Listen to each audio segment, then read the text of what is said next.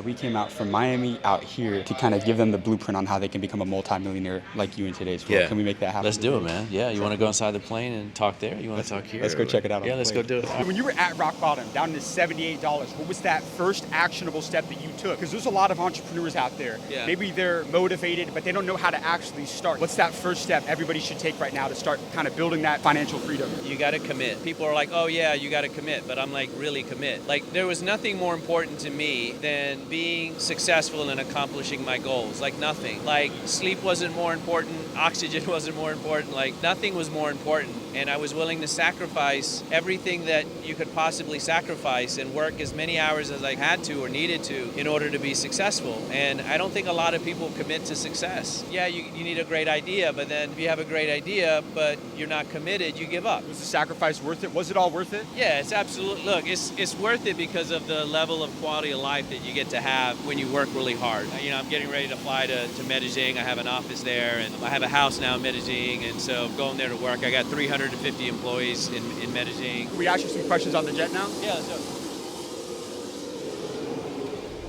What did you do to be able to afford a jet? I want to get right into it. So I own Blackstone Medical Services. We're the largest provider of medical sleep testing in the United States. We have over 650 employees. I started the company in my kitchen in 2012. You know, I think at that point we were testing maybe a couple of hundred patients a month. And actually in May of this year, we have now tested over 1 million patients. So you're in sleep testing, but this is a very niche and specific business in the healthcare sector. Yeah. Some people would Very argue maybe niche. it's a little bit unsexy. Yeah. Everybody thinks that they have to go build that next crazy tech startup or Yeah, go yeah. reinvent the wheel. Yeah. Talk to me about you finding this niche and why this business in particular and how it's been so successful. Well, you know, I found a problem that I wanted to solve that I was passionate about. So I don't believe that you can just make money without passion, because when you come across all these hurdles and headaches and problems, if you don't really love what you do, you're gonna give up. So for me, I really loved healthcare. I've always loved healthcare. My parents unfortunately died when I was in my early 20s because they died of cancer. So I was exposed to the healthcare world through that. And what I saw was a need and an opportunity to provide great service. And so for me, it was like, I'm passionate about healthcare. I love the sleep industry. I love what it stands for. Obviously, as you know, as young as you are too, like how important sleep is, right? To recuperate and regenerate your body. And so I thought, hey, this is a problem that I think I can solve. And I wanted to do it better than anybody else on the planet. What correlation does sleep have on people's success? You know, you hear all these entrepreneurs, they talk about work, work, work, work, Yeah. work. I mean,